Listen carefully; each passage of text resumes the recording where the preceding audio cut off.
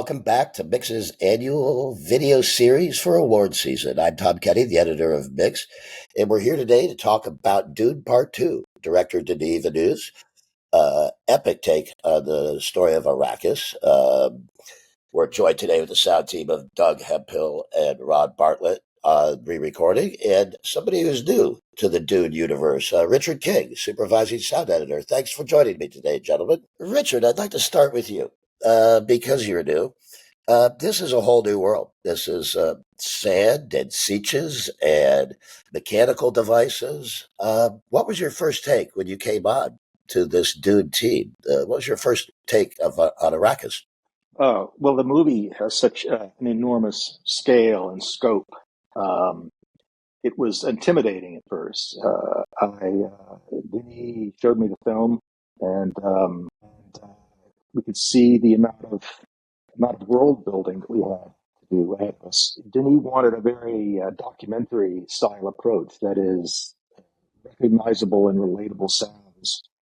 So all of the backgrounds, all of the machinery, all of the weapons had to be created from, sounds that we recorded. All of the sounds had to be created from scratch, from relatable sounds that we recorded, weapons, backgrounds, the word sounds, all mechanical devices, and Denis wanted a very sort of a relatable, real-world approach to the soundtrack.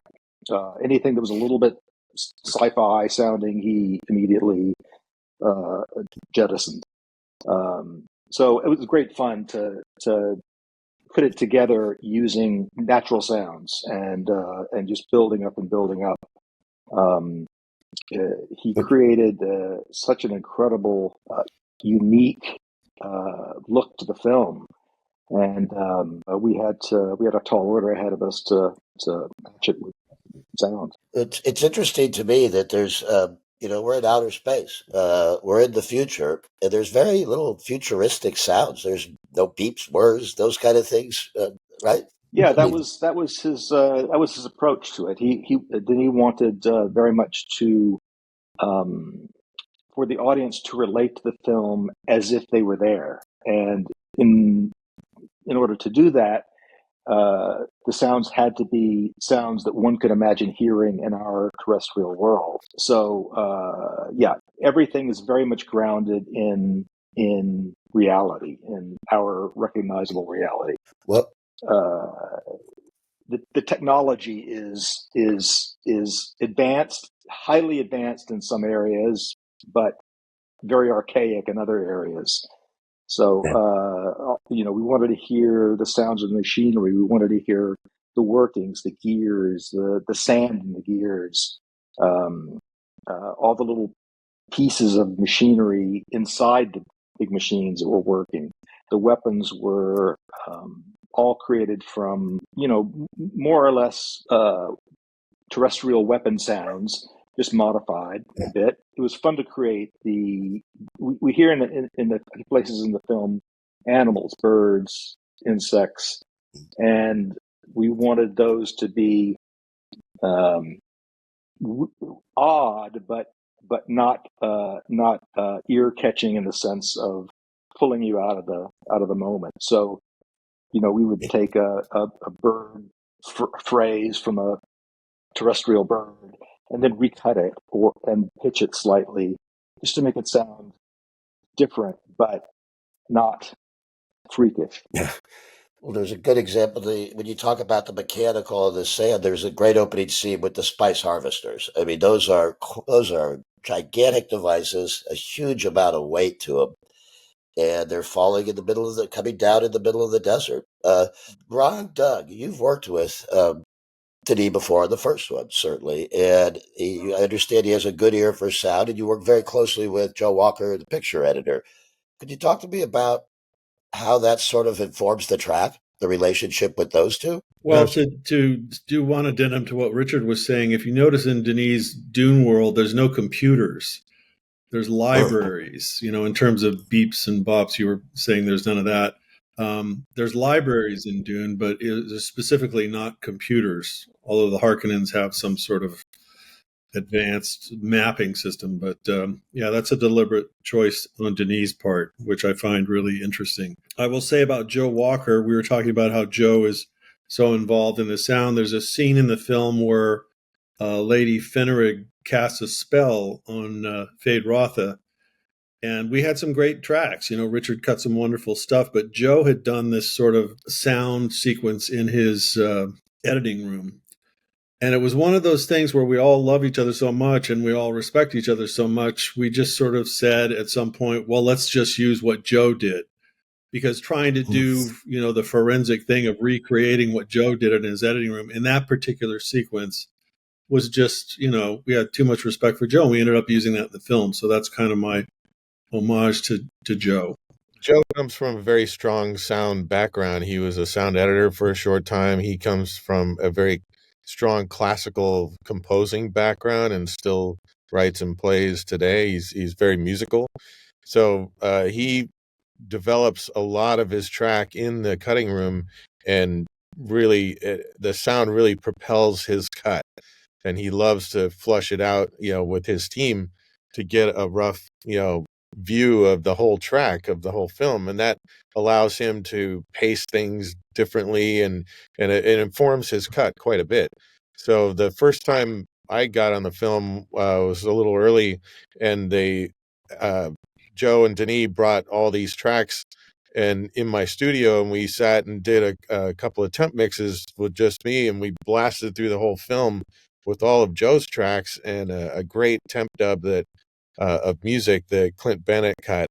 And it really was blowing me away because I hadn't seen the film yet, and I'm trying to blast through all these tracks in like a couple of days. And it was so much fun because it was very personal, and we just sat, in my studio at home and went through the whole film, and it was very informative, and I really got a sense of what they were after and what Joe was trying to portray. So he has a big influence on what we do. Well, let me bring up, because there is a Dune 1. So you're inheriting and you've established some of this world. Richard, you're coming into a palette that the audience has heard before. How do you stay fresh? I mean, what did you feel like you could bring to this? And certainly in the picture you find new things, but how do you stay fresh and new in part 2? Well, part 2 is a completely different film than part 1. We used a couple of sounds that were established in part 1, the thumpers, for instance. Elements of the ornithopters were established in 1 that Denis liked very much. We carried those through, but the world itself is it's a fresh world. Denis didn't. He wasn't. He didn't necessarily want us to retread the same path. He wanted us to create all new weapons, and much of the machinery is new to this film. We're on Arrakis for almost the entire film, so there needed to be a lot more detail in the different locations on Arrakis. The southern part of the planet is much more desolate than the northern part. Volcanic glass is the surface, and it's a much more much more barren, different type of terrain, and he wanted those differentiations between the different parts of the planet more obvious sonically. So we regarded it as a brand new movie that we had a lot of new world building to elaborate upon and grow with the inspiration of the first film in our minds. There's one element I could add to that. One thing I'd like to add to that, Richard, was all the dialogue work that Martin Kwok did with, hiring all these, hundreds of people, of extras, coming up with a new language, there's 3 really, because there's a Fremen, and there's a Southern Fremen accent, there's all the Harkonnens, and a big stadium scene, all the chanting, the PA work, all of that is all brand new language that we had to teach all of the extras and actors how to speak it. So it's quite an undertaking on the dialogue side to be able to come up with all of that, and that's all brand new to this film. The worm, yes, and we want to talk about the worm because at I think it's 52 minutes in.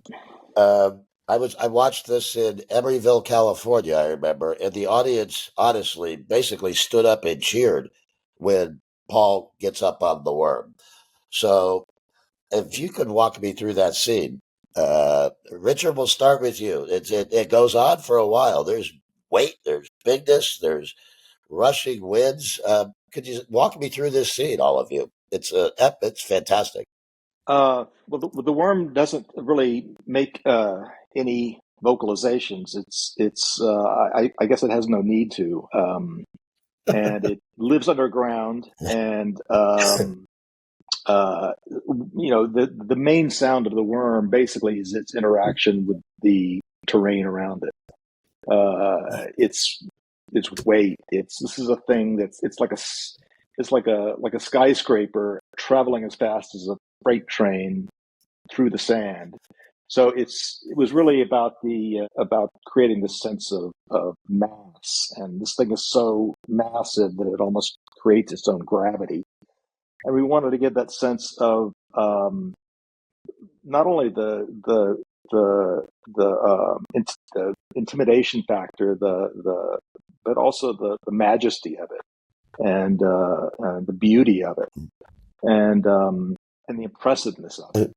And the scene where Paul rides the worm is one of those moments where we wanted to initially create a sense of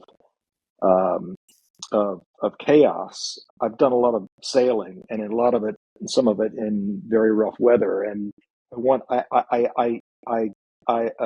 analogy to the worm ride scene was moments where you're just barely under control, and things could fall apart at any second. And so there's this sense of basically hanging on for dear life.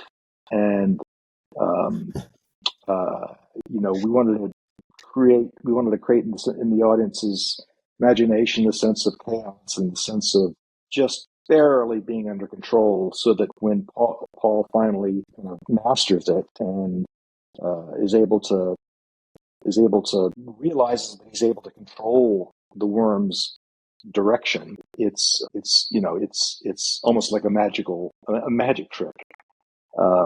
Yeah. And that's where the handoff to the epic music happens. Ron, Doug, can you I follow would up on say that? that for me, the worm scene for me is one of the things I love about Denis. Is it's a story within a story.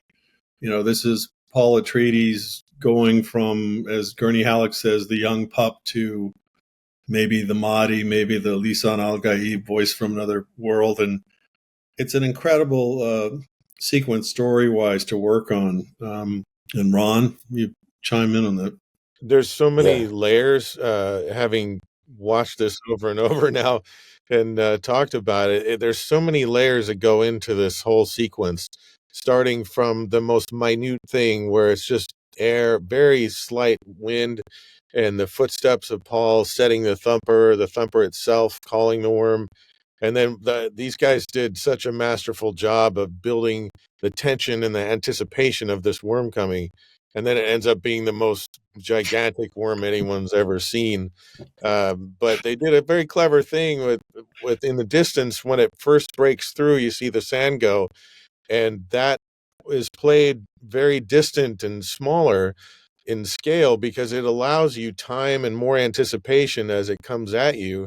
And then once it hits and breaks through the dune, that's when you really get knocked out. So the level of dynamics and things that Richard and Doug put into this is just fantastic.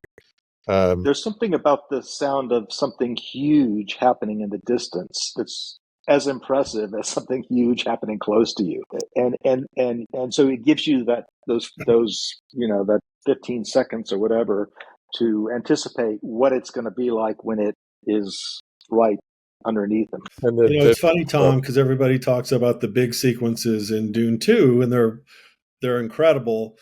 But for me, audience wise, it's Dune 2 is a love story. It's a tragic love story. And as soon as I started working on it and first saw it, I thought it was Shawnee's film. And, Yeah. that's me. Oh, it's nice that he does happen to have these moments of intimacy within giant scale. I mean, and some of that is, bringing it down into the siege or bringing it down into a very personal interactions. We have a new villain, really. I mean, in this one, we have Fade Rautha, who we haven't even talked about yet. I mean, the gladiator scenes in the middle of the movie, he becomes the focus of our evil. So, can you the introduction of Right. Fade? Can we talk It's about that? interesting too because well, let me just interject real quickly here. One of Denis' favorite sequences that Richard did is the sand walking night scene where Shawnee's teaching Paul Atreides how to sand walk. And that's a Mhm. very subtle scene. And with Richard, as he was saying, he put some critters in the background in the desert at night. But that's one of Denis' favorite scenes. So sound Yeah, wise, it's those two together Yeah, is the important.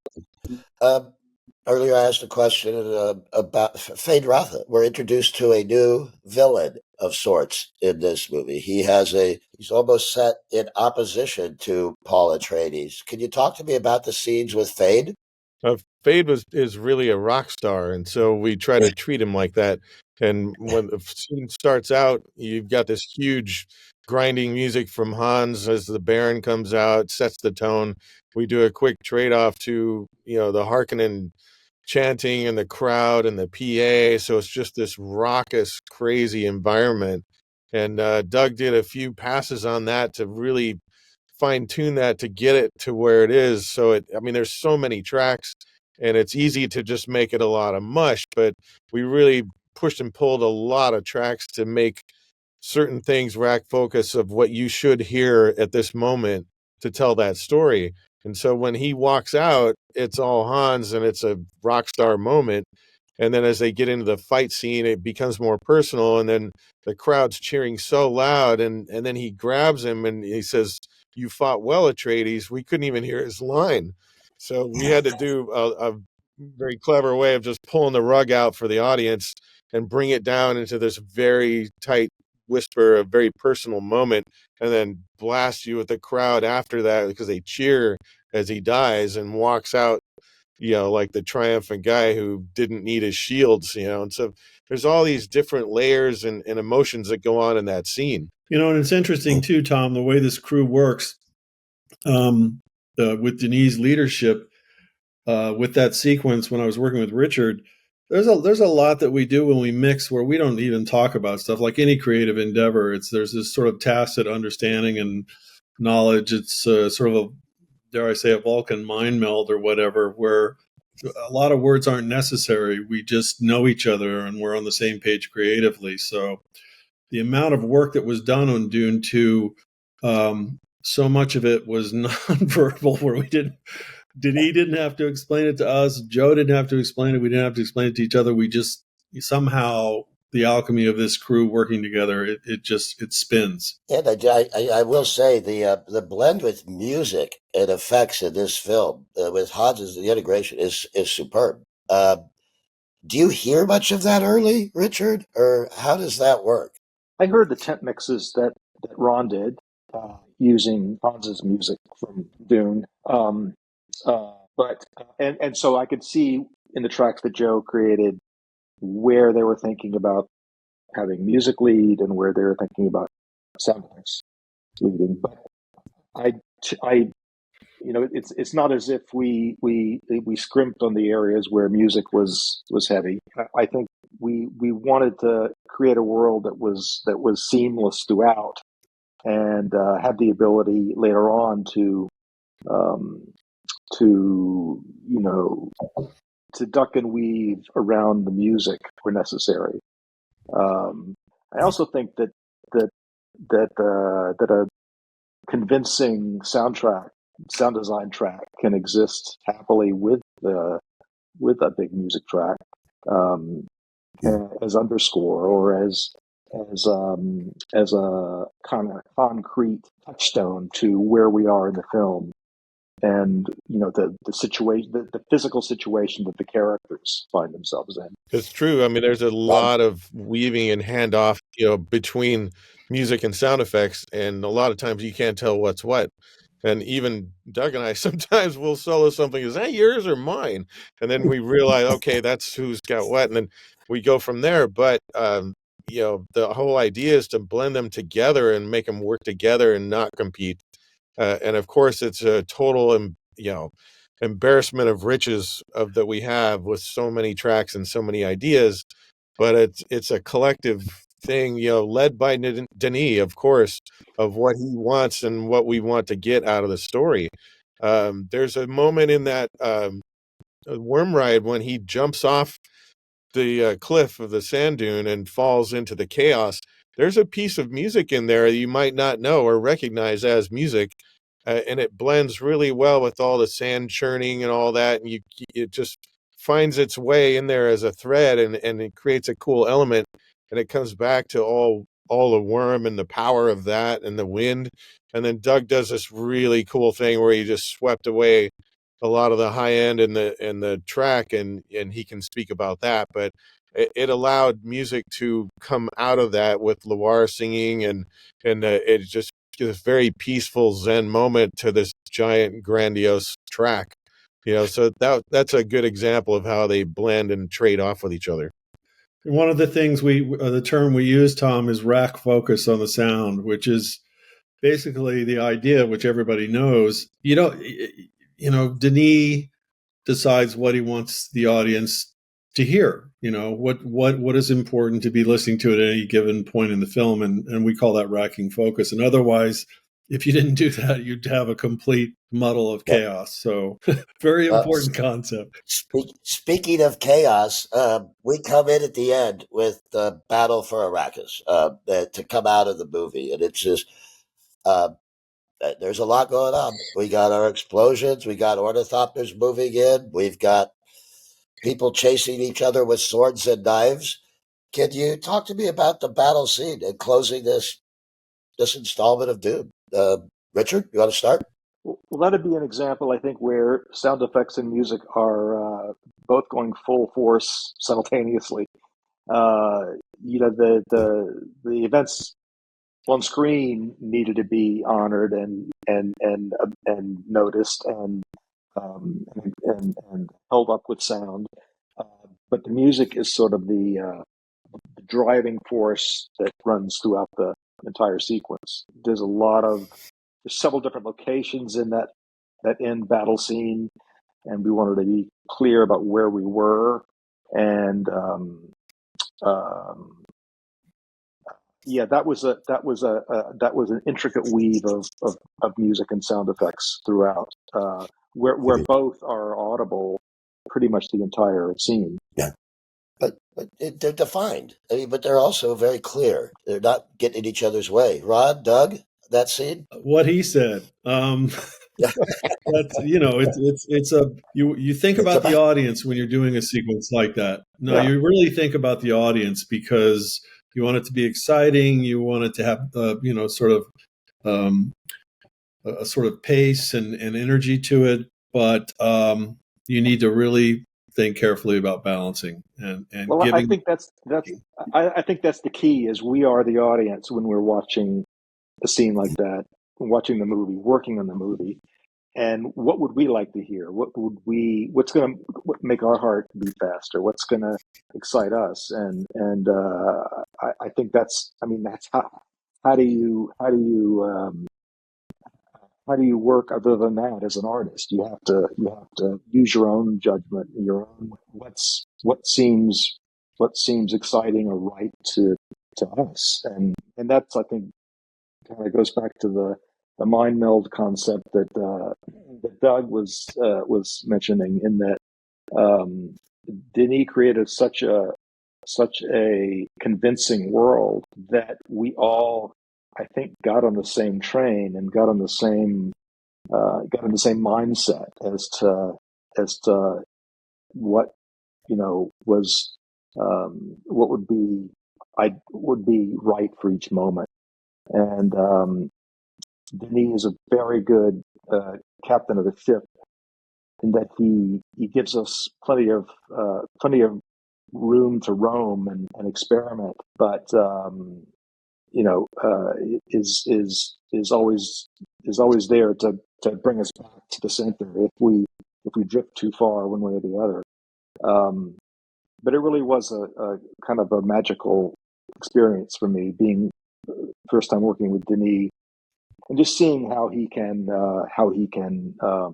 inspire and and guide us. What's really fun about that whole last battle scene is it's a challenge of which thing is going to be more epic than the next thing, and it's a trade-off because if you got Paul who's cheering to the crowd and riling him up as he comes over that rock and fires him up, but he's just one guy and he's got to sound like this, god, if you will, and he's like trying to get everybody riled. So I had to make him sound huge, but then the crowd's got to be bigger than him, and then the rockets go and it blows up, and that's got to be bigger than the crowd. It was really fun trying to push and pull that stuff to make it pace well and also have the scale and size of each thing that needed to be played as a piece by itself. So it's a lot of pushing and pulling and size relationship. If you put too much detail and stuff, it makes the scene sound small. And if you put bigger sounds and all that, then you cover up some of the detail. And so it's a very delicate balance of what you play and when, and what needs to really come through. And like Doug said, racking focus on certain sounds when when the best shot in the movie is so cool when that worm comes out of the dust and just pounds those guys. That's the moment where you're like, oh my god, this is like otherworldly, and the sounds Richard created there are just fantastic. So the score comes way back there. It's all about the worm, and then you hear the guys screaming or whatnot, but it's all paced and scaled so that it matches shot by shot to get you through that whole battle. I really noticed that it does. It's extended. It's a long scene, but it does not feel like you're tired. It does not feel fatiguing. It feels each new cut seems new in a way. So Well, that again, helps explain. going back to what Richard was saying, Tom, you have to be impressionistic and sort of think about what demands you're putting on the audience. And I think that's whatever success you're feeling from it comes from that attitude of being impressionistic and not making demands on the audience that they would find overwhelming. No, it flows beautifully. I want to thank you. We're out of time now, but I want to thank you, Richard, Doug, Ron. Thank you to our audience. Thank you to Warner Brothers and everybody. Please go out and vote next week.